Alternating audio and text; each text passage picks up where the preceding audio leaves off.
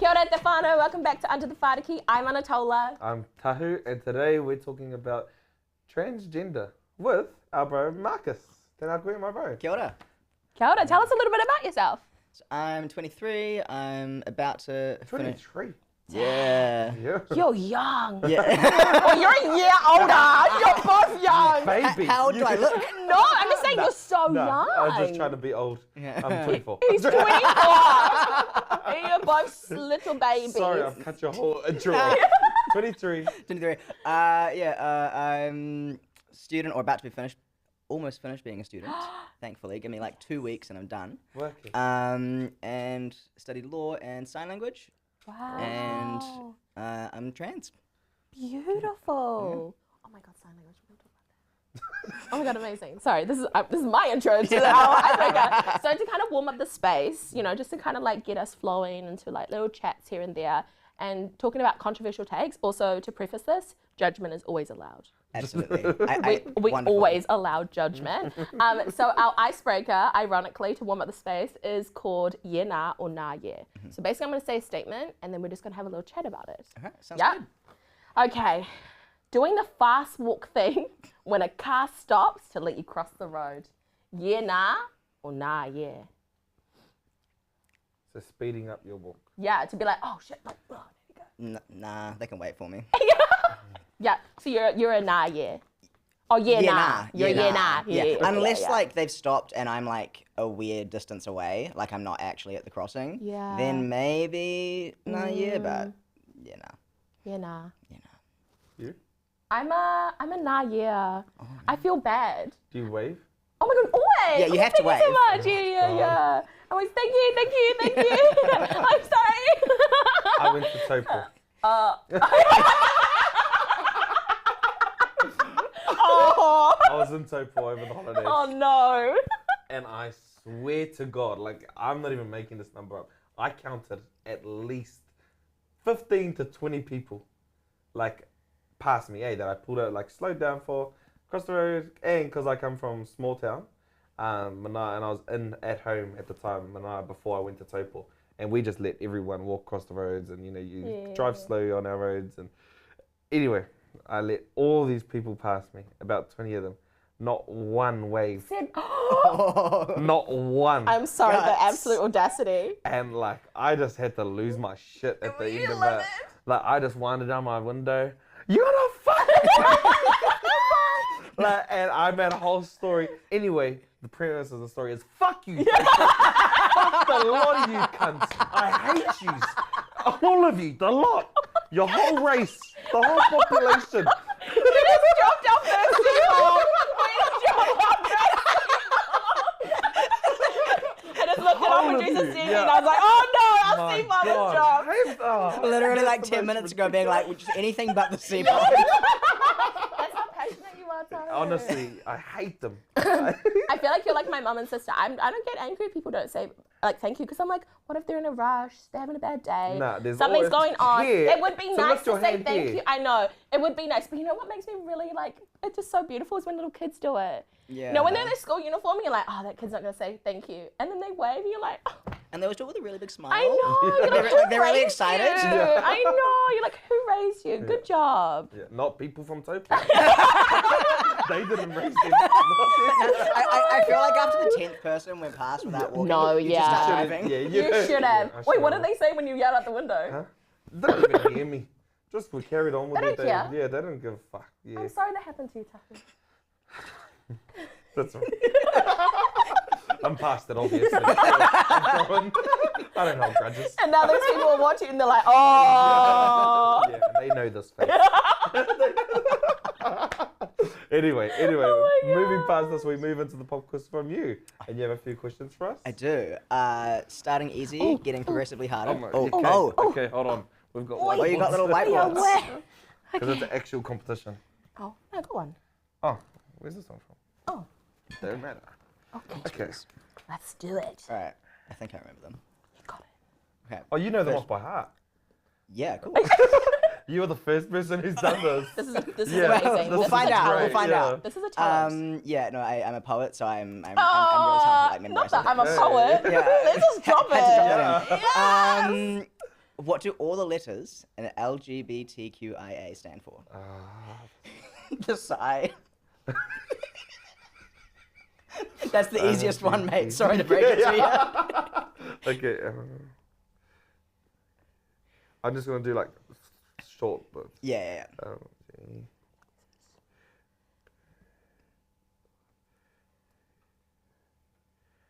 feel like a school teacher waiting for homework.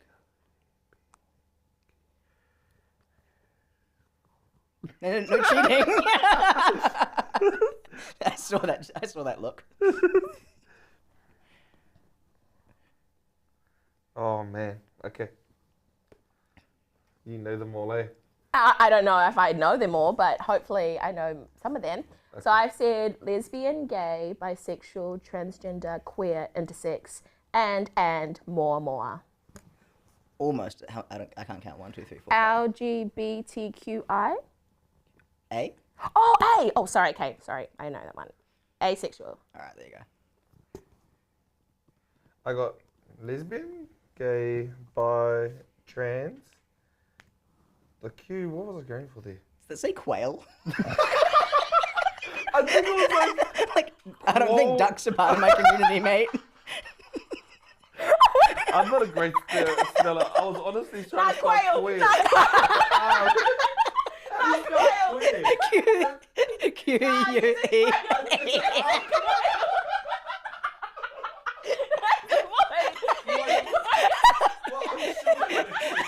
I'm sure the community would have. As an accepting community. He's a little confused, but he got the spirit. Yeah. That's supposed to say queer. I don't know how to spell. I don't know what I was, so I thought it was like I'm. Oh, Like, right, as in right. me. And P for plus. Is that? Yeah. Well, so yeah, plus and missed the A as well. Oh, Maybe I which didn't is say asexual. it. Asexual or agender, and I is intersex, which is a person who Intersex. has sex characteristics of both Yes. male and female. Yeah, Yes. absolutely. Yeah. No, I know that I said I remembered them all, but That's okay, Right. Marcus. Tahu said quail. yeah, the duck thing put me off a bit. Oh my god. All right. What are these are two separate things? What are binding and tucking?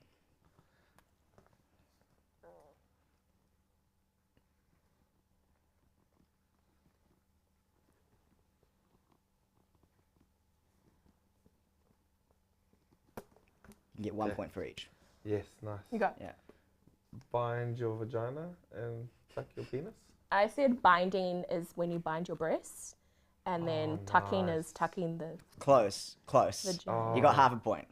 Nice. Yeah. Yeah. So bindings for chest. Right. To like get rid of the titties. Right. And then tucking your penis into both to create flatness. Why would Yeah. you bind your vagina, right? Yeah, you said that. I was like, You need it. Look, it would be not fun. But I just knew what tucking was. Yeah, so just like applied it to yeah, the for sure, for sure. Yeah. Oh my gosh, yes. All right. 2 more. What are neopronouns? Oh, I don't know this. I'm keen to hear guesses. Okay. I've heard this before, but I actually don't know what it is. So, hey, like it's like the they, them, he, Those are her. pronouns. Oh, did you know this? He said Ne- neo. ne- neo-pronouns. Neon or neo? Neo. Yeah, so it's the Neo. neo pronouns. What is that? So it would be like they, them, she, her. Isn't I that know. just pronouns? Those are just pronouns. Neo, But I neo, never her. bought But I love the confidence. Okay. I'm gonna say Neo-pronouns. identify as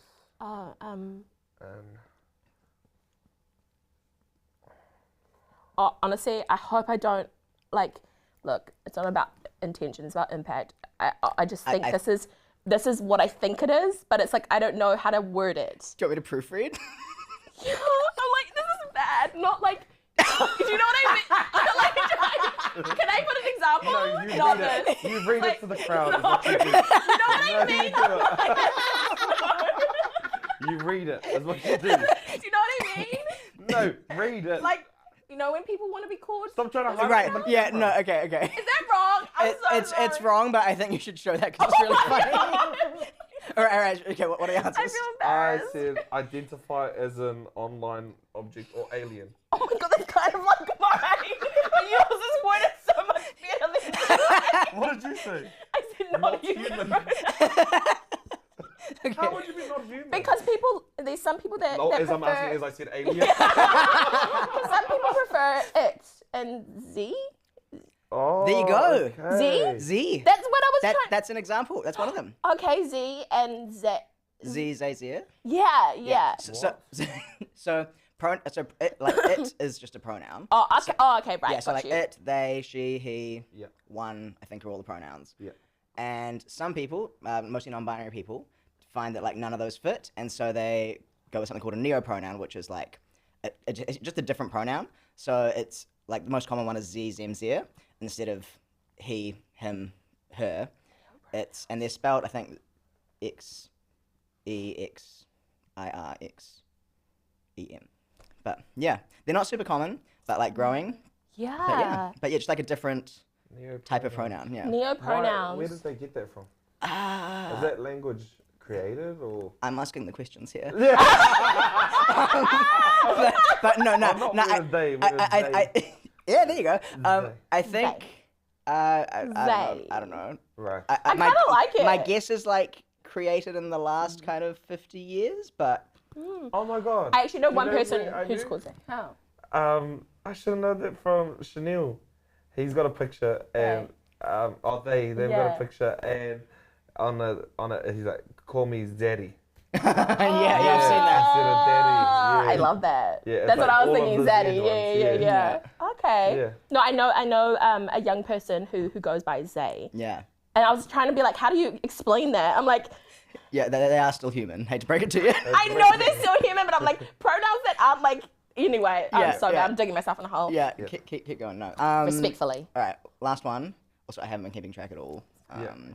Okay, so there's a new act it was like passed as a bill. It's called the Births, Deaths, Marriages and Relationships Bill, and it's been passed. It's going to come into force in the middle of this year. Does a few different things, but what does it do for trans people? There's one thing in particular it does for trans people. What is it? So births. It's called the Births, Deaths, Marriages and Relationships Amendment Bill or something.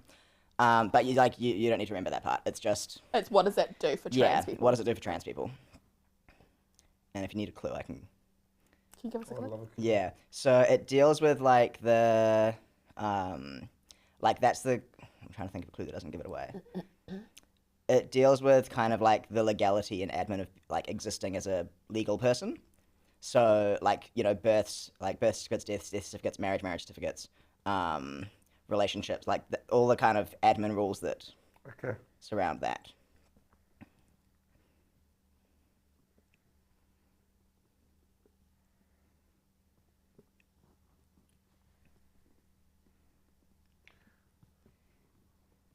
I don't know if this is right, but hey, we're learning. Okay. All right. Okay, so I said identity, legally changing gender on documents. Me too. Yeah, pretty much. You're closer because right. you said birth certificate. Alright. Okay, quail. Like passports. Yeah, no, Yeah. this one's just for birth certificates. Okay. So at the moment, to change your passport or your driver's license, you can just do that. I think it's like okay. it's been a long time since I did it. But Yeah. I think it's like a statutory declaration and like a letter from your doctor or something. Right. And for birth certificates at the moment, it's a whole mess. Like you got to go through the family court. You got to go to like in front of a judge, and you've got to like disclose all this like really personal medical information Yeah. to like change on your birth certificate. And from the middle of this year, it's going to be like a similar process to the other ones. Yeah. So it'll be kind of I don't think they've released. It'll be something like a statutory declaration, and you just need to. I think they're describing it as like a self-service kind of self-initiated process. Right. Which would be a lot Why would you easier. want to change it on your birth certificate? For a lot of reasons. Some people just like don't like that it says the wrong thing. Like they're like that's not me. Some people it's a really important identity document. So like if you're Yeah. going for a new job, or Yeah. I don't know if you need to apply for a passport or something, then you need to supply your birth certificate, and And make it and easier. that outs you. Right. So like, you know, if you're starting a new job, you might not want them to know you're trans. And if you Right. show up with a birth certificate that says the gender that's not the one that you're expressing, they get like, that's gonna out you automatically. Right. So yeah. outing is really serious. Yeah. I want to first acknowledge that it as someone who has had to speak on behalf of her identity as a Tongan woman, like I know how hard and it can be and draining it can be often to be a person that has to talk and educate people who know nothing. And it can feel quite extractive sometimes. So I just want to honor the fact that you're here, and we just really want to honor the fact that you're doing a job. Like, you know what I mean? Like it's not an easy one, and as Māori, as Pasifika, like we know how hard that is to go into spaces and having to educate people and then it not be reciprocated with compassion, and that is so fucked up and hard. But when it comes to outing, like that's such a serious thing. And so when was it like a time in your life where you knew that this is who you were and you weren't being treated the way that you knew who you were? If that makes sense. I don't know if I worded that right. I get your vibe. Yeah. First of all, just thank you for that kind of acknowledgement. I think, first of all, the space has been really great, and I think it's, like in my experience, it's a lot easier and a lot more comfortable talking to other people who have to, like, you know, speak to their identities as well, because there's kind of an understanding there. Yeah. So thank you for that. In terms of when I knew, that's kind of a hard question. I think, like, I definitively knew that I was trans, I'd say about 12. Yeah. Somewhere between 12 and 13. But that was only when I found the language of trans. Like, so before that, I didn't know what trans was, but I knew that something was not, like, quite right. And I think that the degree of that changed over time. Like, when I was a, you know, little kid, like, I'd play with boys' toys and keep my hair short and things like that, which, you know, isn't a sign that a kid's necessarily trans, but, like, you know, These are all the little things. the little that things make sense. Right? Yeah, and like, you know, if I was playing like an online game, I'd choose boy, you know, like for the character. But that wasn't that wasn't uncomfortable, you know. That was just kind of just chilling, like that's who I am, not really a problem with it. And then kind of about like puberty was when I was like, oh, like we're not having a good time. And yeah, it just became a lot more uncomfortable, both kind of in my body, but also in how I was perceived and how I was expected to, you know, present myself. And yeah, so I knew something was up for several years before actually finding the language. And I think that had I had the language earlier, I think I would have identified a lot earlier. Yeah. Right. And then once you identified, did you come to your parents and just say, yeah, I'm a boy now? Absolutely not. Right. I was terrified. Realized, like, kind of found the language at 12, and then didn't come out, I think, till 15? Actually, it was probably, I think it was 16. Still really young. Eh? Yeah, but I mean, looking back, I am a bit like, oh, that was quite young, but I'm also like, I remember feeling that and being like, if, You know. like, you know, and You and know, if yeah. yeah, like trans people have some of the worst mental health in the queer community, especially trans people of color. And like, if like I needed to transition at 16, you know, or earlier, but at 16, like I was not having a good time. I was very depressed and, you know, very uncomfortable and very unhappy, and it changed everything, to be honest. But yeah, so there was about a 4-year, actually there was probably about a 3-year wait before I came out to my parents. And then we're not the best at talking about things in my family all the time. Right. So Yeah. I came out, and then we like just didn't talk about it for like about a year probably. And then I transitioned, because I think I told them, but I don't think I was actually ready to transition, because I was ready in terms of like, this is something I want, but it takes a lot of emotional energy, and like you're changing your entire life, right? Like you're coming out to my your friends, gosh, coming out to yeah. school. Like there had never been a trans person at my school before. Wow. And so it's a really scary thing, especially when you're not sure how people are going to react. So for me, it was quite a slow or slowish process, you know, and fortunately I still ended up transitioning at 16. So that was between year 12 and 13. And what a lonely experience if you're not seen and having people to do it alongside you, right? And also people that are learning alongside you. I think like my previous role, I worked a lot with parents, and what I found with them, it's not that they were hateful, it's that they didn't know. You know what I mean? And it's like they didn't know how to care for their kid. They didn't know the right thing to say. They didn't know the safe things to say. They didn't know where to ask for help. And especially if we're talking about, in particular, the areas I was working, which was predominantly for Māori and Pasifika, they were like, where do we go for this? And I don't know. And so the kid was having to educate their parents on things, and that was re-traumatizing them. And having to carry that load is huge, to educate your parents on something that is you, but they're asking questions that are really unsafe and harmful. Yeah, definitely resonate with kind of that, you know, you come out and like when I was 15 or 16 or whatever, and I'd been thinking about this for like 4 years consciously, right? Like I was on all the lingo, I was completely across, you know, everything. And then I come out to my poor sweet parents who had no idea what any of this is. And they were really lovely. But they had no idea what was going on. Right. Like they just didn't know. And my mum in particular it was wonderful. But again, like, you know, you still have to educate, you still have to do a lot. And I was really fortunate that, again, my mum found a really good place for me to go, because we went to our doctor, like our family doctor, who's this like, you know, very old man. And I was like talking to him, and I was like, and I kind of explained the situation. I was like, you know, I want to go on hormones, and he was like, oh, okay.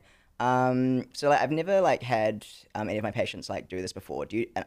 Keep in mind, I'm 15, and he's like, I've never had any of my patients do this before. Do you just want to go maybe like research what like the normal dosage is, and then come back to me, and I'll just do that? Were you like, you're the doctor? Yeah, and I was like, bro, like, no, you research it, and you come back to me. No, I mean, I don't know. I was like, okay. And then I left and I spoke to mum, and she was like, okay, I think we're going to find someone else. Amazing. Yeah, and then I don't know how she found it, but she found like a great youth clinic. Cool. But yeah, so I've been very fortunate in that respect, but there is a lot of, not just educating, but also like, as a young trans person, you've had so much time to come to terms with this.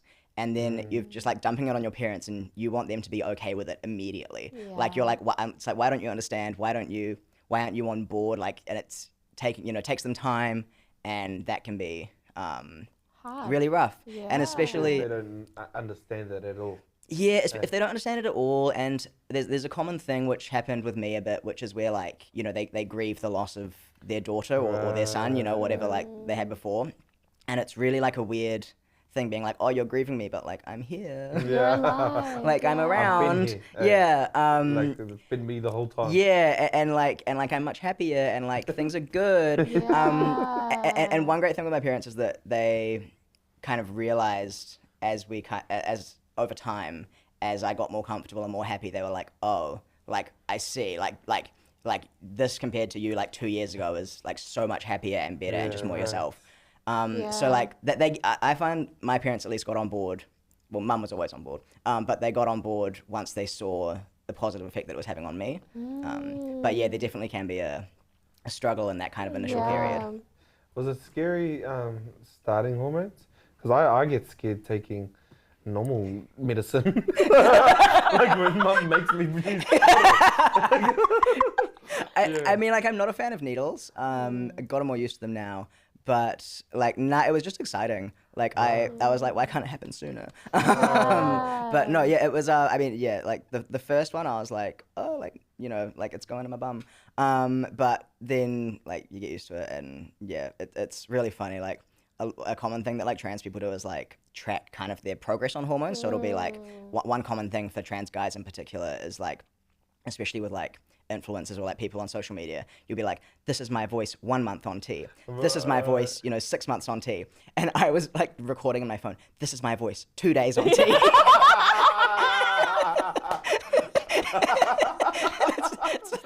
it's like, buddy, you're not gonna, there's nothing there. Like that's just your normal voice.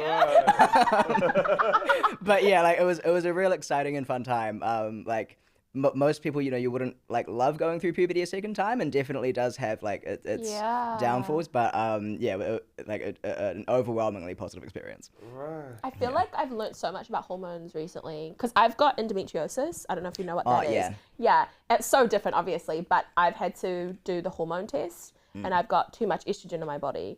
And when you have too much estrogen in your body, there's just so many complexities. But just learning that I didn't realize that we also have, all hormones, we've just got varying levels. So I, as someone who identifies as a woman, I have testosterone, estrogen, and progesterone in my body. But I didn't know that because growing up, I was like, testosterone is for men and estrogen is for women. And we get drilled, like from birth. It's like, you're a girl. This is not only the social, cultural side of things that you get raised in it, you also get fed these really like harmful medical, perceptions of what is in our body. And so recently I'm learning a lot about like, so I do have estrogen, I do have testosterone, I do have progesterone. And one of my girlfriends, she has polycystic ovaries and she's got too much testosterone in her body. And so I'm like, where did this dilemma happen where it was like testosterone and estrogen makes us anything other than who we are? And that's a really good point because there's a, I don't know, I don't want to get too deep into kind of the sidetrack. Sorry. But no. But there's kind of this harmful idea that like everyone is like biologically a man and biologically a woman, and like first of all that excludes intersex people, but also it excludes the reality that like, hormone levels change. And like if you're a woman with high testosterone levels, you're not like a man. No, but of like course, those ideas that like, if you have lots of testosterone, that's a manly thing, and if you have lots of estrogen, that's a womanly thing. And like, things about body features and stuff are more masculine or feminine, and they're just like completely arbitrary and inaccurate a lot of the time. Like one thing that happens is like a lot of there's been a lot of like drama, discrimination about trans women, in particular recently, but like also like always fuck TERFs. Thank you. So sorry, I just had to say that. I fucking hate you. So a TERF is a trans exclusionary radical feminist, which is basically someone who's like, I'm a feminist, I support women, I love women, but not trans women though. And you're not woman. Because you're not woman, and you're like invading women's spaces, and you're making like it unsafe. Anyway, yada yada yada yada.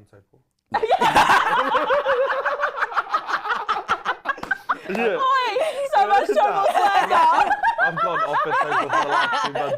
Honestly, I'm never going to I Tahu can't drive through there again. People are gonna see me. Okay, so. But like a lot of like, like a lot of that attacks that are targeted towards trans women, right? Yeah. Like a lot of that's like we can identify trans women by how they look because they're taller and their faces are more angular and things, and then TERFs go and like attack women who are like cis women with those features, and they're like, you shouldn't be in this bathroom because you're a man, and they're like, no, like what? Like I was born like not even trans, just like a cis woman, and so a lot of this like kind of like trans exclusionary radical feminism actually ends up harming all women, including cis women.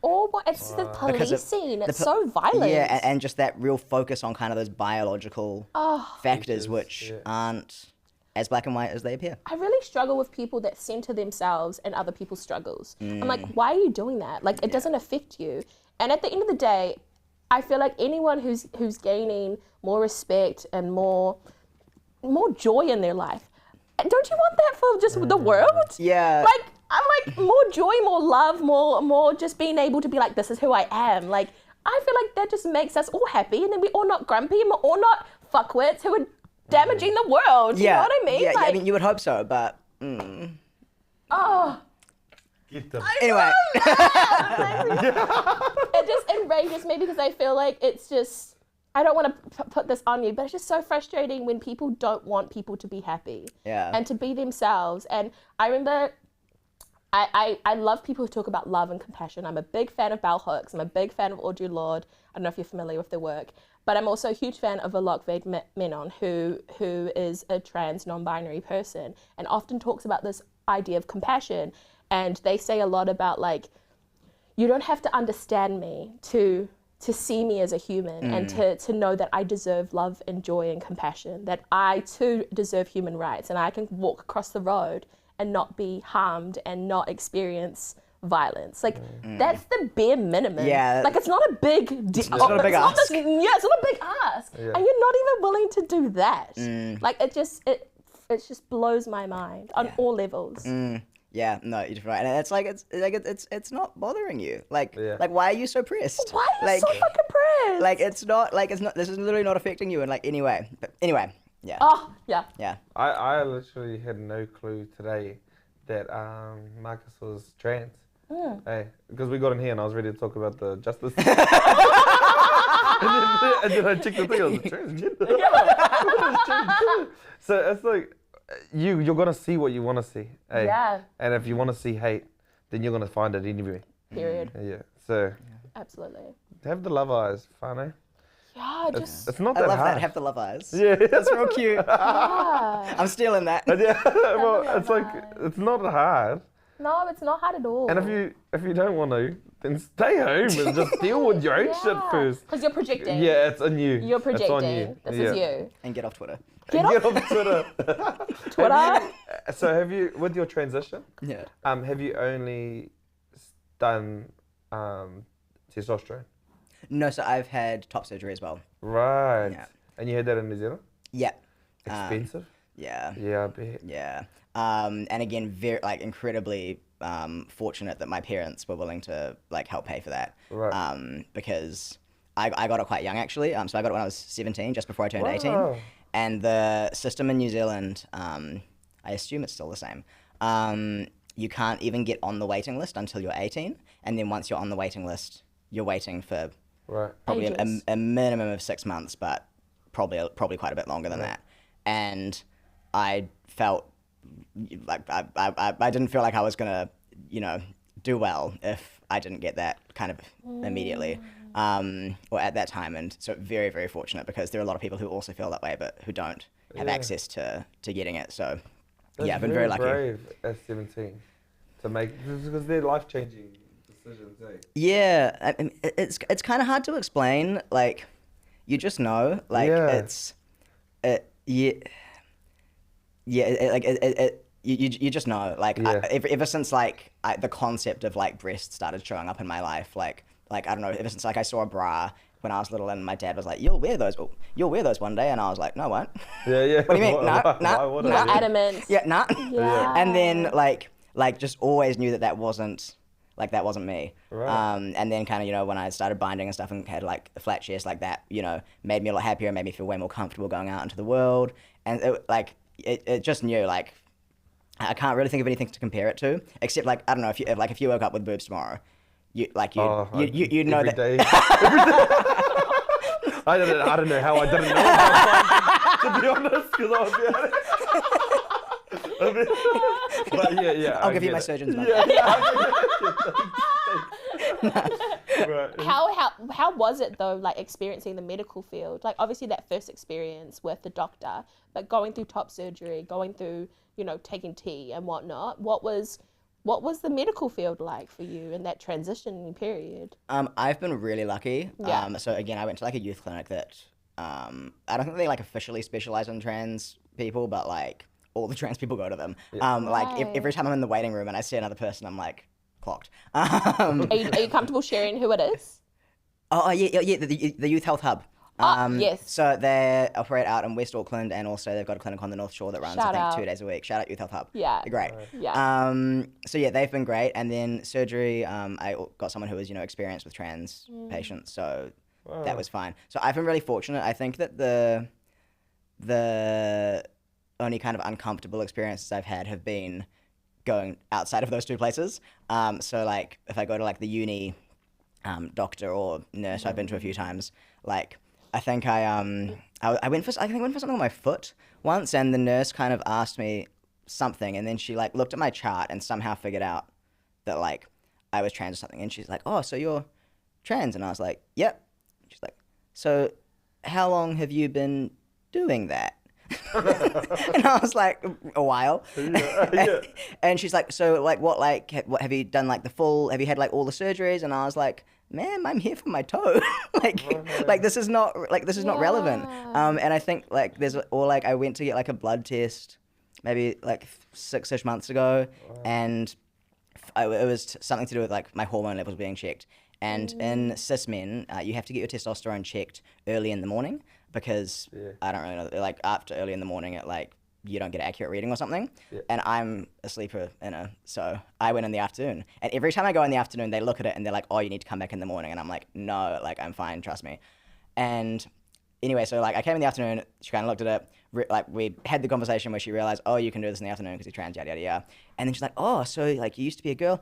Oh, that's a bit like that's weird." And I was like, and she was like she was nice. Like she wasn't saying it in like a bad way, but. Ooh, should have put my phone on silent.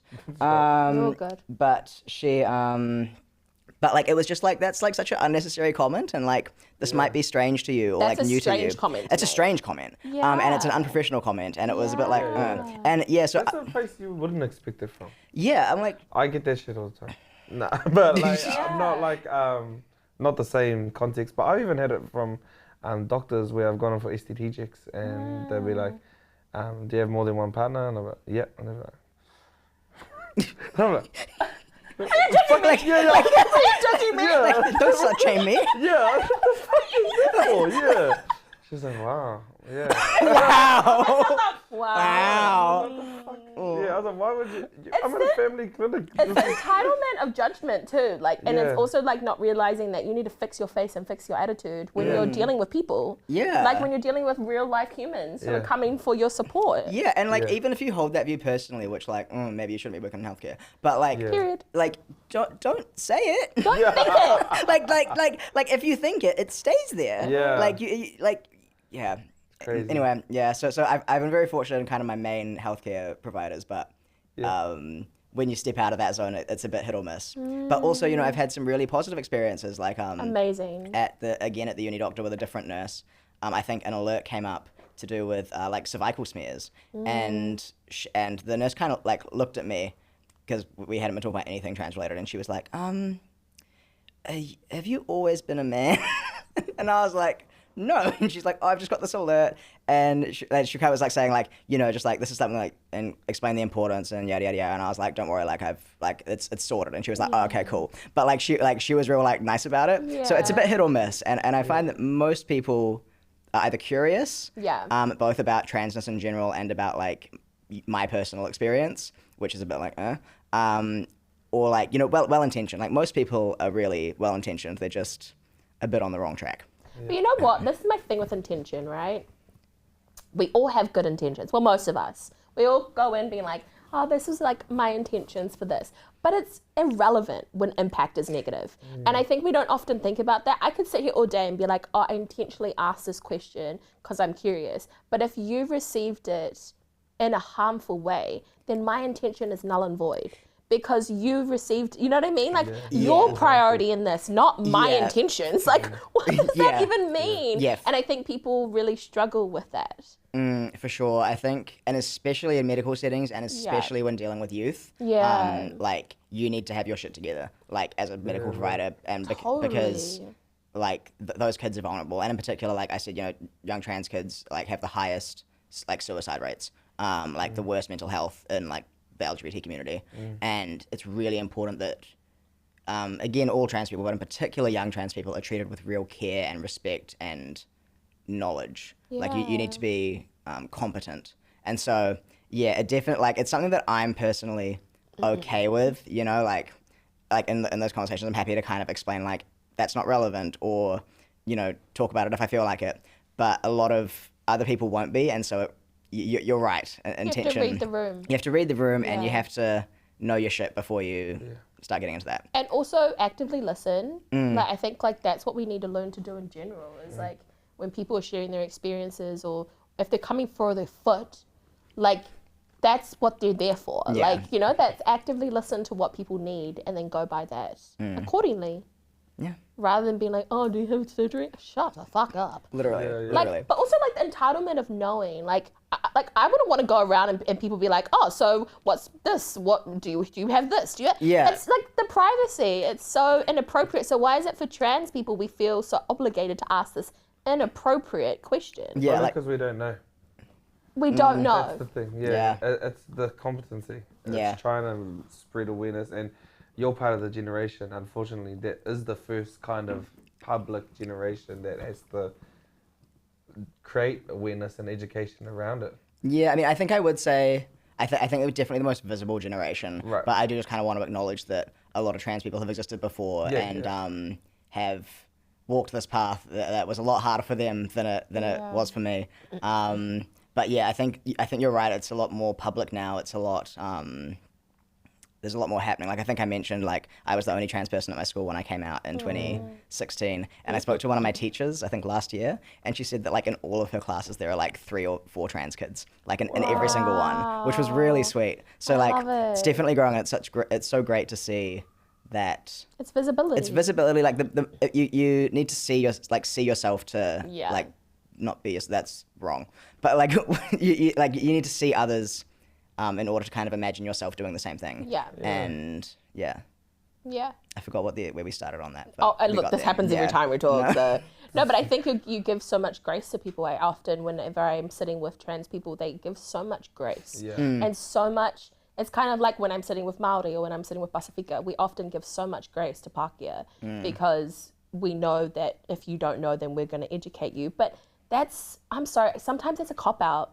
Like, you not knowing is sometimes just a cop-out. Yeah. Like, you just having basic common sense, like just knowing what's inappropriate and what's not. Like, I don't know, I just think have common sense and have a little bit of compassion. Yeah, Like, no, if for you sure. really want to know, then go find out. Go find Like, out Google's yourself. free. Yeah, Google's fucking right. free. Yeah. You know, like I don't, you know, and I just think like it just provides people a reason to extract more from communities that are already outrageously extracted from.